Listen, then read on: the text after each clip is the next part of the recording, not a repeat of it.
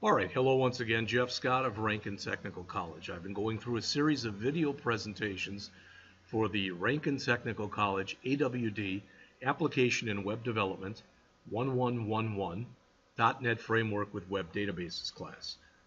The main textbook for this class will be ASP.NET MVC with Entity Framework and CSS by Lee Naylor, which is a good book, but it's got a lot of code and not, in my opinion, in my humble opinion, not enough comments. So I'm first going over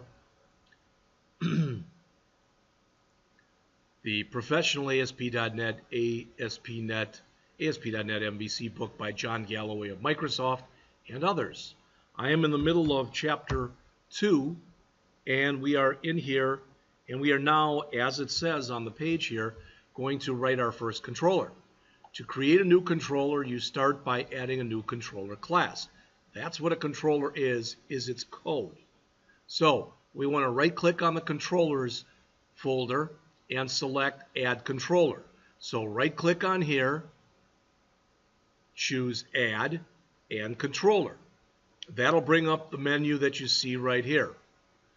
I will tell you that virtually 100% of the work we will be doing in this class will involve one of those top three controllers that you see there. Either an empty controller, a controller with read-write actions, or a controller with views using the Entity Framework options, for lack of better words. We're not going to do anything with Web API in this class, at least I'm not. So just let's not even worry about these five right here. So we will, again, we will right mouse click on the project name. We will choose Add Controller. We will choose MVC5 Empty Controller, and we will name the controller Store Controller. Now, before we go on and do this, which is what I'm going to do literally in a matter of seconds, always keep controller on the end here, and then change this to whatever you want it to be. And you do that because, for lack of better words, a lot of what happens in model view controller programs has to do with routing. And when you use standard names or standard suffixes like controller, it makes it easier for the system to figure out what it is you're trying to do. All right, before I do this, I do want to mention one other thing. We are about to add a new controller in here, and that new controller will be called Store Controller. If you notice, in controllers, there's nothing called Store Controller, and if you look in our views, there is not a view in here called Stored, okay? But I'm going to right mouse click here, choose Add, Controller, Empty, Add. Again, we don't want it to say Default, we want it to say Store. Now when I click Add, notice how I'll get a storecontroller.cs here, and I'll get a folder here that's called Store Also.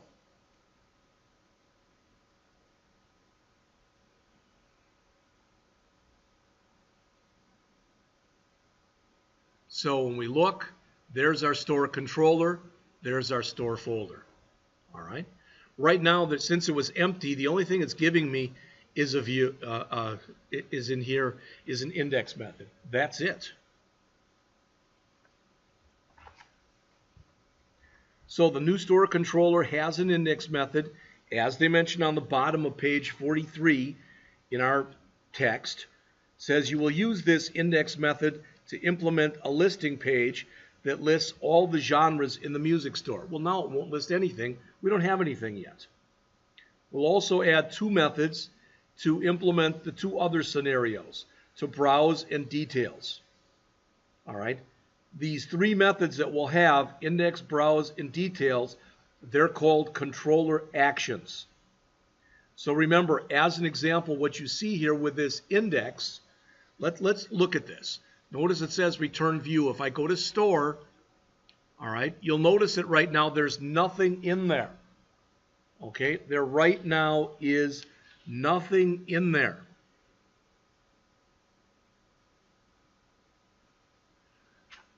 So what they tell us to do now, again, remember, they started this chapter by talking about the chicken and the egg.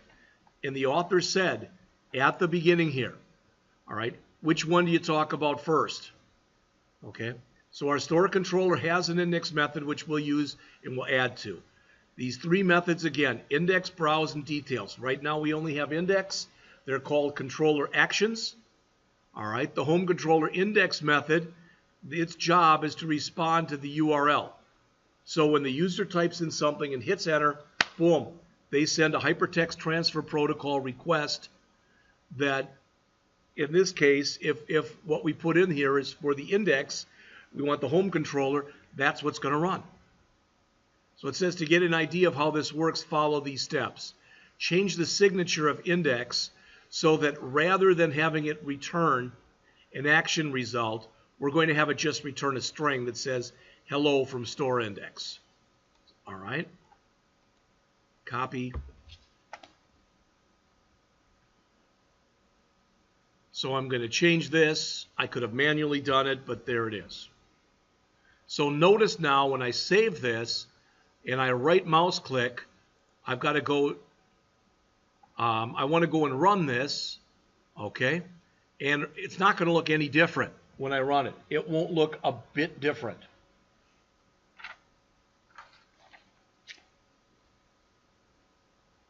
Why? Because by default it's running my home page. All right? And we have to tell it to navigate over to the store page in order for us to be able to see our string that gets returned, hello from store.index. So this will look just like the regular start page.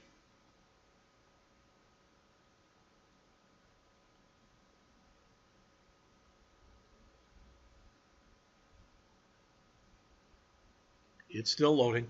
I will tell you, if you haven't heard the shtick from me before, that when I'm coming in here and I'm producing the previous one of these that I've created, it really slows the system down.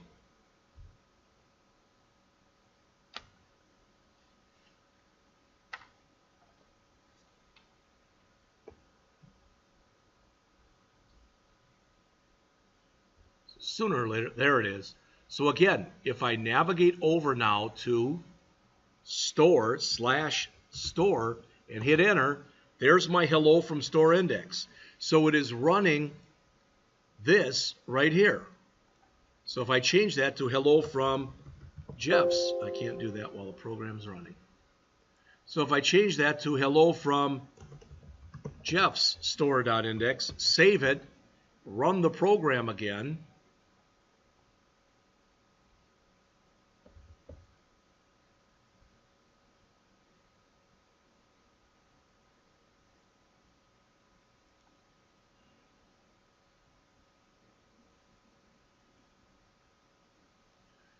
right? Here it comes. It's going to go back to the home page again by default.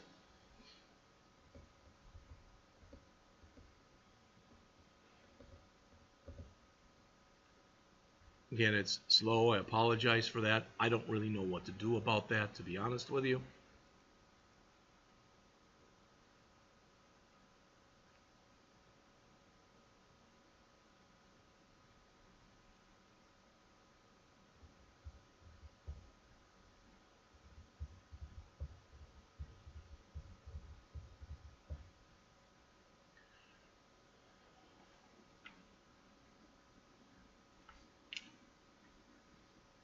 It's going to come up. Like I said, unfortunately, it just takes a little time. Now, if I go over to store, notice it's hello from Jeff's store.index. Okay, no biggie. Now, I'm going to go back because this is what they tell us to do next. I'm going to get rid of Jeff's. Whoops. Can't do that, Jeff, when the program is running. All right, they want us to basically copy this menu or this method. All right, hit enter a couple times, paste it in again and again. But notice I'm getting an error because this one will be browse. So this will be store.browse. And this one is to be details. All right, no errors anymore. I now have three methods. So when I go to index, it should return this. When I go to browse, it should return this. When I go to details, it should return this. So let's see if indeed that happens. I'm going to save, run this.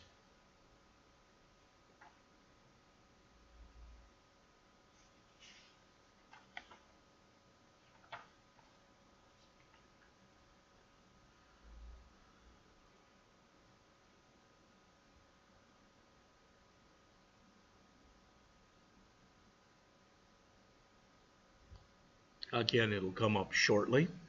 And now when it comes up, I'm going to go to store, and then I'll go to /store/browse and /store/details so you can see all of them. All right. This is the bottom of page 44 of our PDF. Sometimes I call it our text or our book or whatever, but you get the idea. Again, it'll come up momentarily.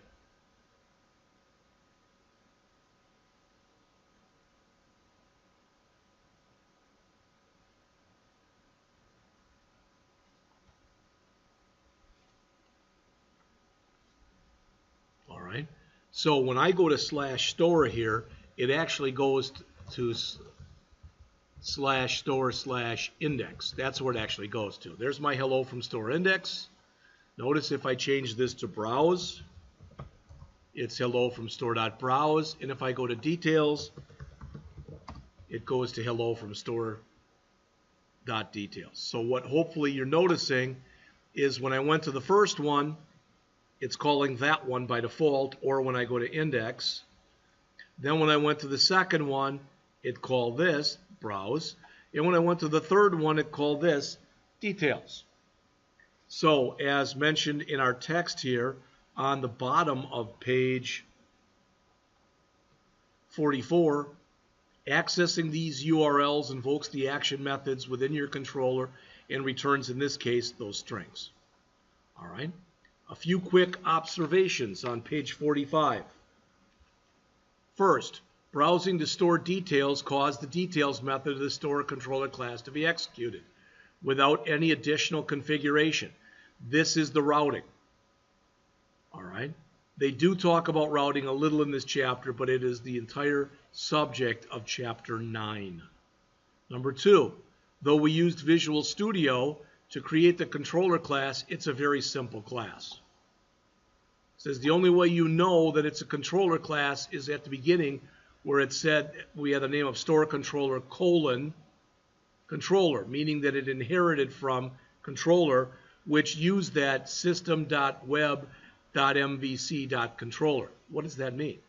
See this system.web.mvc? That's this. See how these are grayed out? Meaning none of them are being used right now. This one is not grayed out because it is being used. All right, bottom of page 45, going on to pages 46 and 47. The previous examples have shown writing out constant strings. The next step is to make them more dynamic. That's what you'd want. All right. You can do so by following these steps. Number 1, change the browse to retrieve a query string from the URL. You can do this by adding a genre parameter. So I'm going to grab these 2 lines right here for now. Let's grab them. Let's go back into here and let's change this in our browse method. In fact, this should have said browse, and this, all right, should have said details. But we'll just grab these 2 lines, paste that in. So now it's expecting when we do this that we're going to pass in a string that represents a genre. All right? And instead of saying return hello from, etc., we want to change this. We want to set up a message that's going to show us the genre, and then we'll return that message. Let's look at that. So we're putting in this. All right. This HTTP utility, all right, the HTTP utility that you see right there, and it's mentioned on the top of page 46, it's used to do what's called sanitize the user input. It's to make sure that no one purposely or accidentally introduces junk into the system. All right. Now I'm going to run this twice. I shouldn't say twice. I'm going to save this and run it. But what I want you to see when we run this is that when I first run it, I'm going to put in nothing. I'm going to put in nothing. I just want you to see that.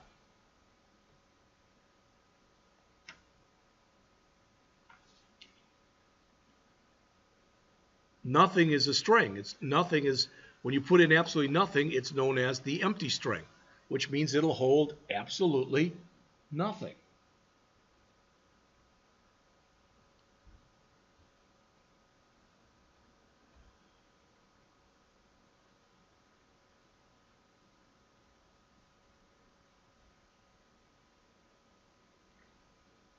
Now, when we run this and it comes up, we're going to physically go to store/browse, but we're going to put in a genre. All right. I have Sirius Radio, and I listen to the Beatles channel a lot. Unfortunately, as I get older, the Beatles are now, in many ways, are referred, even though they have their own channel, to some people, they're oldies. All right. So /store/browse, and I'm going to say here, ? genre equal oldies. Yeah, notice what it says. I'm in browse, and the genre that I entered was oldies. But what if I put in nothing here? What if I just go to store browse and don't put in any genre and hit enter? It gives me that empty string. That is legit, because putting in nothing is legitimate. In this case, well, is that always the case? Let's find out. So I'm going to go back. Let me close this. Go back into here. And the author mentions again in our text, you just saw that, this shows that the controller method can read a query string value by accepting it as a parameter. Change the details. So this, we're not going to change it. We just changed our browse so it looked like this, and we went over what that was. Now we're going to change details here so that it looks like this. We have to provide something that's called a parameter in there that's an integer. So the system is expecting us to put a number in there, a whole number. So I'm going to copy that, come back to here, go to my details, highlight the entire thing here, paste in the new one. So again, it's expecting a whole number. Watch the difference here. I'm going to save this. I'm going to run the application as they mentioned on the bottom of page 45 and going on to page, the bottom of page 46 and going on to page 47. All right, it'll come up here again in just a minute.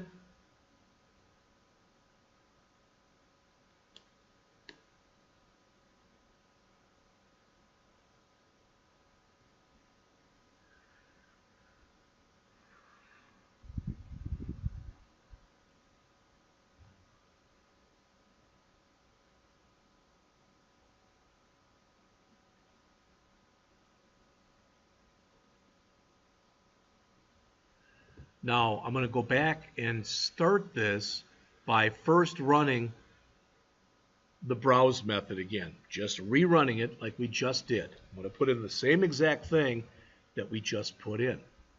And there's a method to my madness if you'll just bear with me for a moment. Again, this is, oh, that's almost done. Okay. So if I come back here and again type in browse, ? genre equal, let's just put rock. And, well, what did we do wrong? Oh, I didn't say store. I'm sorry. Store/browse genre equal rock. That worked. And when we put in nothing, that worked. But notice now if we go to details, we don't put in ? ID equals, we just put in slash. Now for an ID, let's put in 54321. All right, now we're in details and there's the ID. What if we just put in details and we put in nothing there, nothing, and we hit enter? We get an error because the system was expecting us to put in an integer. We did not put in an integer. It worked before when we did the string, because putting in nothing was putting in what's referred to as the empty string. But now we're getting an error. It says the ID was a null entry, and it was expecting an integer. So we changed the detail method so that it displayed an integer input parameter named ID. We did not embed the ID in a query string. Rather, we put it directly on the end of the URL. Not a lot more pleasant looking URL. ASP.NET MVC lets you easily do this without having to configure anything extra. Why? Because it uses a default routing convention. It knows that ID, that thing there, which is not mandatory. In this case, we need one. But when you add an ID, it's a special parameter that, as it says, ASP.NET MVC automatically, all right, ASP.NET MVC automatically passes that part as a parameter. So we ran it, you saw this. All right, believe it or not, we're done with Chapter 2. So it says here on page 47, as the preceding examples indicate, you can look at controller actions as if the web browser were directly calling methods. The class method and parameters are specified as path segments. All right, it says that's a huge oversimplification, but the stuff that's mentioned here, and I'm not going to read it to you, is stuff that's going to be covered more in later chapters. So, controllers offer lots of opportunities for customization and extensibility, but you'll probably find that you rarely, if ever, need to take advantage of that. Generally, controllers are called via a URL. They execute your custom code and they return a view. All right, with that in mind, we'll defer looking at the details of how controllers are defined, invoked, and extended to Chapter 15. Now it says we know enough that we're able to go into Chapter 3, which is going to cover views. So to summarize, as shown here on the bottom of page 47 in our text, controllers are the conductors of an MVC application. I have likened them to a conductor in an orchestra. As it says, they tightly orchestrate the actions of the user. They make sure that when the URL comes in, it gets put over to the right model. When the model gives back information, it makes sure the right view is called. All right, so in this chapter, as mentioned, we learned the fundamentals of how controllers work in isolation. What they're saying here is we didn't write any views, we didn't write any models ourselves. Some were created for us, but we didn't write any. All right. With this basic understanding of how applications can execute code, we're ready to tackle the user interface, or views. That's what we will look at beginning in Chapter 3. Chapter 3 of our text. Got my Chapter 3 here someplace. I know I do. Well, I'll find it while we're waiting here. All right. So, Chapter 3 in our text begins on page 49. I'll be back with that lecture shortly.